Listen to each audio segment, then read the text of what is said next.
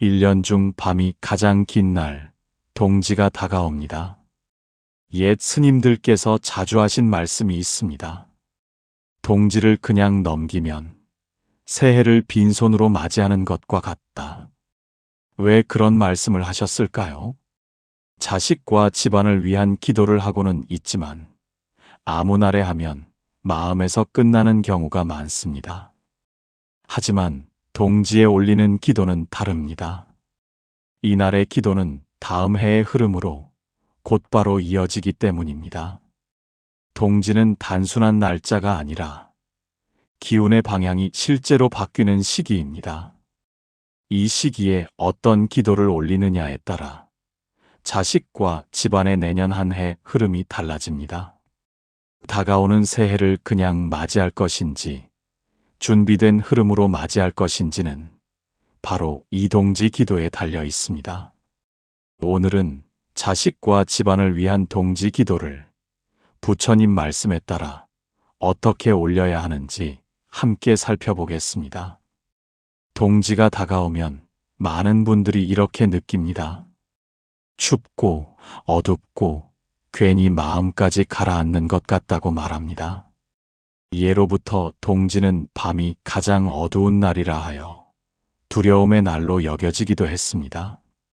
애군이 강해진다고 말했고, 그래서 사람들은 팥죽을 쑤어 먹고 문 앞에 두고 집 안에 나누었습니다.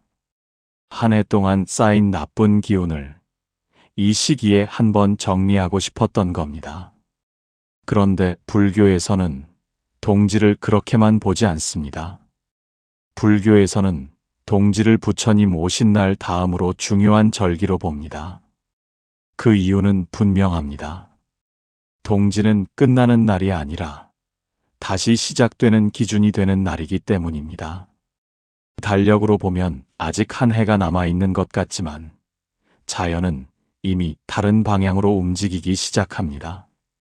밤은 가장 길지만 이날을 지나며 낮은 조금씩 길어집니다.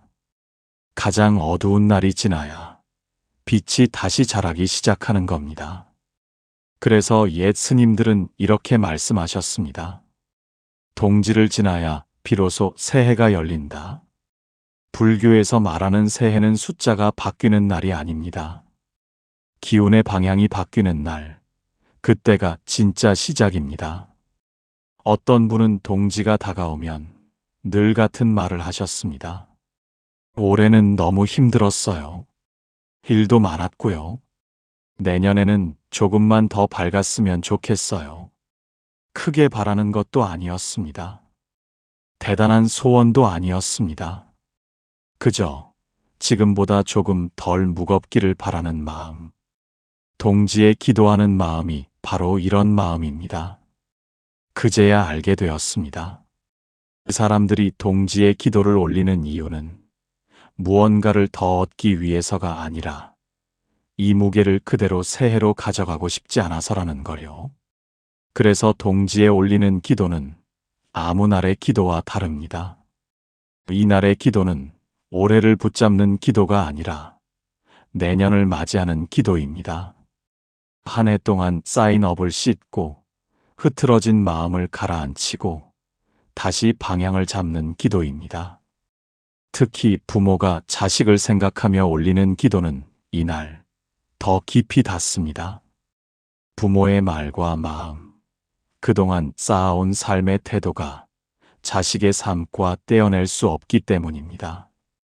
부처님께서는 화엄경에서 이렇게 말씀하셨습니다.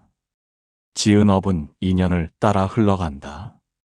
부모가 동지에 자신의 마음을 먼저 정리하면 그 공덕은 부모에게서 멈추지 않습니다.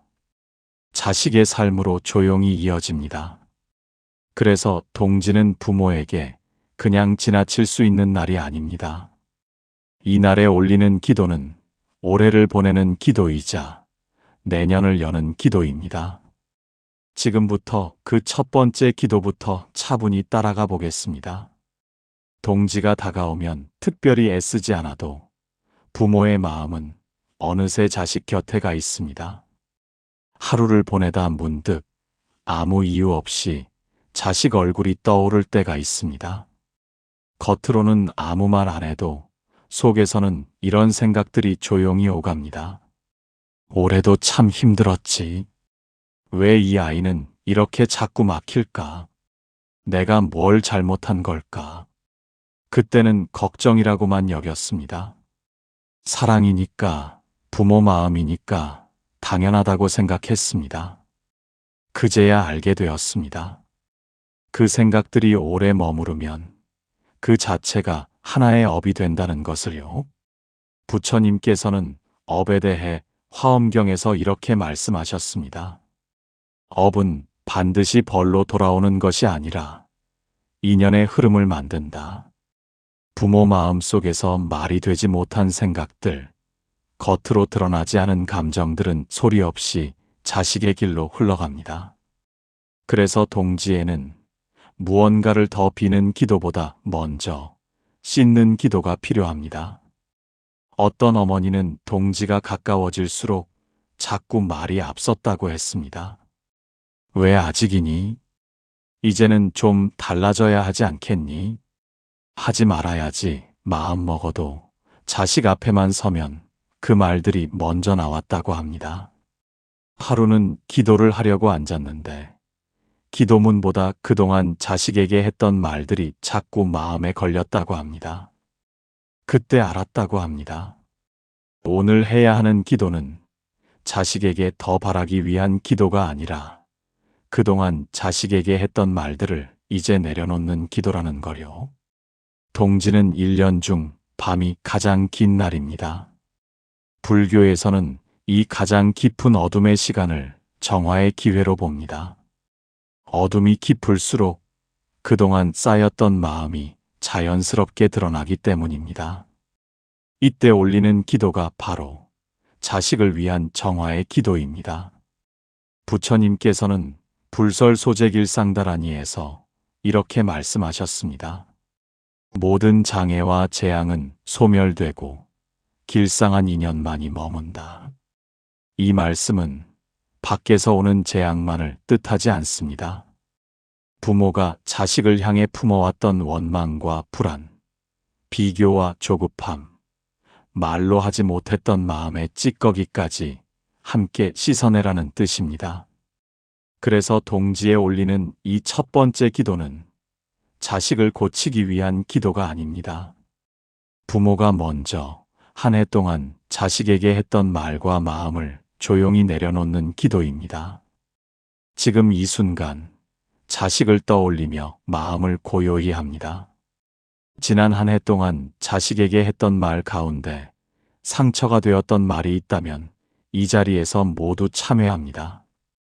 불안으로 바라본 마음, 비교로 흔들렸던 생각, 조급함으로 다그쳤던 순간을 이 밤에 내려놓습니다.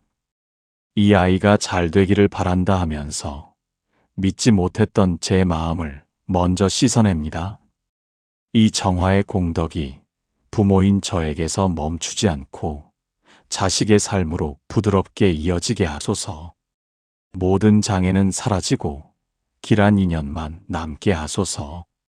이렇게 마음의 흐름이 정리되면 이상하게도 자식의 상황이 바로 바뀌지 않아도 부모의 말이 달라지기 시작합니다.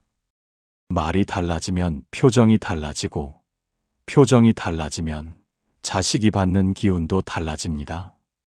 부처님께서는 아함경에서 이렇게 말씀하셨습니다. 말이 바뀌면 인연이 먼저 움직인다. 동지에 올리는 이 첫 번째 기도는 바로 이 변화를 위한 기도입니다. 자식을 바꾸기 위한 기도가 아니라 자식에게 닿는 부모의 흐름을 먼저 맑히는 기도입니다. 이 정화의 기도를 마치고 나면 마음이 잠시 가벼워지는 걸 느끼게 됩니다. 그래서 많은 분들이 바로 이 지점에서 멈춥니다. 씻어낸 것만으로도 충분하다고 느끼기 때문입니다. 하지만 비워진 마음은 그대로 두면 다시 예전 생각으로 채워지기 쉽습니다. 그래서 동지 기도에는 반드시 한 단계가 더 필요합니다. 씻어낸 그 자리에 복이 자라날 수 있도록 씨앗을 심는 일. 이 마음이 만들어진 뒤에야 다음 기도가 비로소 자리를 찾습니다. 자식을 위해 기도를 하다 보면 어느 순간 마음이 더 이상 앞으로 나아가지 못하고 그 자리에 멈춰 서 있는 것처럼 느껴질 때가 있습니다. 정성은 충분한데 기도를 마치고 돌아오는 길에 오히려 마음이 더 무거워질 때입니다. 이렇게까지 비는데 왜 자꾸 마음이 가라앉을까요? 그럴 때가 있습니다. 그건 기도가 부족해서도 마음이 약해서도 아닙니다. 불교에서는 이 순간을 기도가 막힌 순간이 아니라 기도가 깊어지려는 순간이라고 말합니다. 자식에게만 가 있던 마음이 이제는 조금 더 넓은 자리로 움직이려는 신호라는 뜻입니다. 그 자리는 부모의 자리입니다. 자식을 걱정하며 기도하다가 문득 부모 얼굴이 떠오른 적이 있으신가요? 의도하지 않았는데 아버지의 뒷모습이, 어머니의 손이 자꾸 마음에 스칠 때가 있습니다. 그럴 때 많은 분들이 집중이 안 되네 하고 그 생각을 밀어냅니다. 하지만 불교에서는 그 마음을 밀어내지 말라고 합니다. 그 마음이 기도가 가야 할 다음 자리이기 때문입니다. 불교에서 말하는 인연의 흐름은 옆으로 퍼지지 않습니다. 위에서 아래로 조용히 이어집니다. 부모의 마음이 자식에게 닿기 전에 그 부모는 또 누구의 자식이었는지, 어떤 마음 위에 서 있었는지가 먼저 작동합니다. 그래서 자식에게 직접 올리는 기도보다 부모님께 드리는 회향의 기도가 먼저 자식에게 닿는 경우가 많습니다. 부처님께서는 화엄경에서 이렇게 말씀하셨습니다. 인연은 끊어지지 않고 이어져 흐른다. 지금 자식의 삶이 유난히 버거워 보일 때 그 무게가 이 아이 하나의 짐이 아닐 수도 있습니다. 부모 세대에서 미처 내려놓지 못한 마음, 말하지 못하고 삼켜야 했던 감정, 참고 살아야 했던 시간들이 조용히 이어져 내려왔을지도 모릅니다. 어떤 분은 동지를 앞두고 이런 이야기를 했습니다. 자식 기도를 하러 왔는데 자꾸 엄마 생각이 나요. 괜히 가슴이 먹먹해지고요. 그분은 처음엔 그게 싫었다고 했습니다. 지금은 자식이 더 급한데 왜 자꾸 옛날 생각이 나나 싶었다고요. 그런데 집으로 돌아가는 길에 문득 이런 생각이 들었다고 합니다. 우리 엄마도 이렇게 기도했겠구나. 그날 밤 그분은 처음으로 자식이 아니라 부모를 위해 기도를 올렸다고 했습니다. 엄마, 그동안 많이 애쓰셨어요. 그 한마디를 마음속으로 올리고 나니 기도가 끝났는데도 이상하게 숨이 좀 쉬어졌다고 했습니다. 불교에서는 이 순간을 마음이 풀리는 순간이라고 말합니다. 부처님께서는 아함경에서 이렇게 말씀하셨습니다. 마음이 풀리면 인연도 함께 풀린다. 부모님께 드리는 회향의 기도는 과거를 바꾸는 기도가 아닙니다. 이미 지나간 시간을 다시 붙잡으려는 기도도 아닙니다. 그 시간을 붙들고 있던 내 마음을 풀어 흐름을 다시 트는 기도입니다. 그래서 이 기도는 부모님을 미화하지도 억지로 이해하려 애쓰지도 않습니다. 다만 그분들도 자기 자리에서 최선을 다해 버텨왔음을 조용히 인정하는 기도입니다. 그땐 그러실 수밖에 없으셨겠지요. 그만큼 힘드셨겠지요. 이 말이 입 밖으로 나오지 않아도 괜찮습니다. 마음에만 떠올라도 충분합니다. 지금 이 순간 부모님을 떠올리며 이렇게만 올려보셔도 됩니다. 부모님, 그동안 쌓였던 모든 마음을 이 동지에 함께 내려놓습니다. 말하지 못했던 서운함과 참고 견뎠던 시간을 이제는 쉬게 해드리고 싶습니다. 그 무게가 자식에게까지 이어지지 않도록 여기서 제가 회향하겠습니다. 이 회향의 공덕은 부모님께 머무르지 않고 자식의 삶으로 조용히 흘러가게 됩니다. 동지에 올리는 이 두 번째 기도는 자식을 위하는 기도이자 가문의 흐름을 한번 어루만지는 기도입니다. 그리고 이 기도가 끝나면 비로소 가장 깊은 자리, 업의 뿌리를 바라볼 마음의 준비가 됩니다. 부모님께 마음을 돌려 회향의 기도를 올리고 나면 잠시 숨이 고르게 내려앉는 느낌이 듭니다. 그런데 그 고요함 아래에서 설명하기 어려운 무게가 여전히 남아있을 때가 있습니다. 이유를 몰라도 늘 같은 자리에서 막히는 느낌, 애쓰는데도 앞으로 나아가지 못하는 감각입니다. 불교에서는 이런 흐름을 업장이라고 부릅니다. 업장은 벌도 아니고 누군가의 잘못을 가리키는 말도 아닙니다. 오래 쌓였지만 아직 풀리지 않은 마음의 흐름, 계속 반복되어 온 생의 방향을 말합니다. 부처님께서는 아함경에서 이렇게 말씀하셨습니다. 업은 짊어지는 것이 아니라 깨달아 놓아주는 것이다. 즉, 업장은 도망쳐야 할 대상이 아니라 이제는 멈춰도 된다는 신호일 수 있습니다. 어떤 분은 동지를 앞두고 이런 이야기를 했습니다. 우리 집은요, 이상하게 다들 착해요. 참고, 버티고 말 안 하고요. 그런데 늘 마음이 힘들어요. 그분은 누군가를 원망하지도 않았고, 큰 불행이 있었던 것도 아니었습니다. 다만 모두가 너무 오래 자기 목 이상의 짐을 안고 살아왔던 겁니다. 불교에서는 이런 흐름을 가장 풀기 어려운 업장이라고 말합니다. 겉으로는 문제 없어 보이지만 속에서는 계속해서 힘이 새는 상태이기 때문입니다. 그래서 업장 소멸 기도는 누군가의 죄를 씻는 기도가 아닙니다. 누가 잘못했는지를 묻는 기도도 왜 이런 일이 생겼는지를 따져 묻는 기도도 아닙니다. 업장을 녹이는 기도는 이 질문 하나에서 시작됩니다. 이 흐름을 여기서 멈춰도 될까요? 부처님께서는 화엄경에서 이렇게 말씀하셨습니다. 한 생각이 바뀌면 천겁의 업도 함께 녹는다. 그 한 생각은 대단한 깨달음이 아닙니다. 이제는 다 내가 안고 가지 않아도 된다는 허락입니다. 이제는 대신 버텨주지 않아도 된다는 인정입니다. 그래서 이 기도는 이를 악물고 드리는 기도가 아닙니다. 오히려 어깨를 조금 내려놓는 기도입니다. 지금까지 이어져 온 두려움과 불안, 괜히 내가 책임져야 할 것 같았던 마음을 여기서 멈추는 기도입니다. 지금 이 순간 마음을 가만히 살펴봅니다. 혹시 내가 아닌 누군가의 삶까지 대신 짊어지고 있지는 않았는지, 이미 지나간 일들을 계속 붙잡고 있지는 않았는지 조심히 돌아봅니다. 그리고 마음속으로 이렇게만 정리해 봅니다. 이제는 이 흐름을 여기서 멈춥니다. 지금까지 이어져 온 모든 두려움과 불안을 이 동지에 내려놓겠습니다.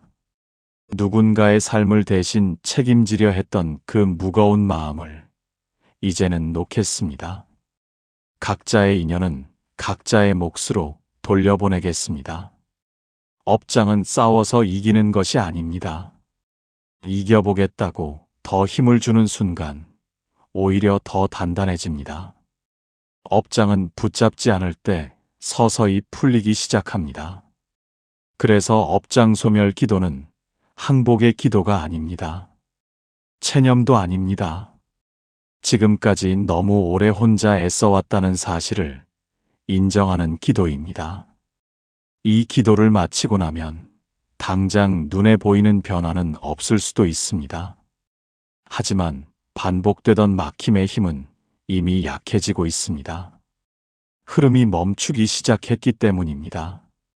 이제 남은 것은 이 기도를 어디로 보내느냐입니다.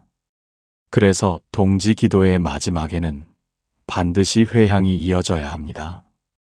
이 모든 마음을 붙잡지 않고 제자리에 보내는 일입니다. 그 회향의 자리에서 이 기도는 비로소 온전히 쉬게 됩니다. 동지에 올린 기도는 말로 끝나는 기도가 아닙니다. 오늘 이 자리에서 무언가를 바꾸겠다고 결심하는 기도도 아닙니다. 다만 그동안 너무 오래 쥐고 있던 마음을 잠시 내려놓는 시간입니다. 자식을 생각하며 마음을 씻었고, 부모님을 떠올리며 흐름을 풀었고, 끝내 붙잡고 있던 두려움까지 조심스레 내려놓았습니다. 이제는 이 기도를 더 붙잡고 있을 필요가 없습니다. 기도는 잡고 있을수록 무거워지고 보내줄 때 비로소 제자리를 찾습니다. 불교에서 말하는 회향은 잘 마무리하겠다는 말이 아닙니다. 이제는 내가 할 몫은 여기까지입니다. 하고 조용히 물러나는 마음입니다. 부처님께서는 화엄경에서 이렇게 말씀하셨습니다. 공덕은 붙들어 둘 때가 아니라 돌려보낼 때 잘한다. 오늘 이 동지에 우리는 이미 충분히 애썼습니다. 기도를 덜한 것도 아니고 마음을 대충 쓴 것도 아닙니다. 그래서 이제는 이 기도를 삶에게 맡겨도 됩니다. 지금 이 순간 오늘 올린 모든 기도를 하나로 모아 천천히 회향해 봅니다. 오늘 이 동지에 제가 올린 모든 기도를 붙잡지 않고 회향합니다. 씻어낸 마음이 다시 예전 자리로 돌아가지 않게 하시고, 풀어낸 흐름이 억지로 되돌아오지 않게 하소서. 자식에게 필요한 인연은 때가 되었을 때 만나게 하시고, 아직 필요하지 않은 인연은 조급해하지 않게 하소서. 부모인 제 마음이 불안으로 먼저 움직이지 않게 하시고, 기다릴 줄 아는 조금 더 넓은 마음에 머물게 하소서. 이 모든 공덕이 자식에게만 머물지 않고 부모에게, 가정으로 고루 흘러가게 하소서. 회향을 마치고 나면 괜히 마음이 허전해질까 걱정하시는 분들도 있습니다. 이렇게 내려놓으면 제가 너무 무심해지는 건 아닐까요? 하지만 회향은 무심해지는 것이 아닙니다. 오히려 지나치게 애쓰던 마음을 제자리로 돌려놓는 일입니다. 동지를 보내는 법은 생각보다 단순합니다. 내일부터 갑자기 달라지려고 하지 않아도 됩니다. 다만 말을 한 박자 늦추고 비교를 하나 내려놓고 자식의 삶을 조금 더 믿어보는 선택을 하루에 한 번만 해보면 충분합니다. 그것이 오늘 올린 기도가 삶으로 이어지는 방식입니다. 혹시 오늘 이 기도를 마치고도 마음이 다시 흔들릴 때가 온다면 그건 실패가 아닙니다. 그만큼 오래 애써왔다는 증거입니다. 그럴 땐 다시 길게 기도하지 않아도 괜찮습니다. 그저 이 한마디면 충분합니다. 나무아미타불. 이 말 한마디에 오늘의 기도를 모두 실어보내셔도 됩니다. 동지는 끝이 아닙니다. 소리 없이 방향이 바뀌는 날입니다. 오늘 이 기도가 앞으로의 시간을 살아갈 부모의 마음을 조금 덜 무겁게 해주고 자식의 길을 조용히 밝혀주기를 진심으로 축원드립니다. 이 영상이 마음에 닿으셨다면 구독과 좋아요로 함께 마음을 나눠주세요. 댓글에 나무아미타불 한 줄 남겨주시면 그 마음까지 함께 회향하겠습니다.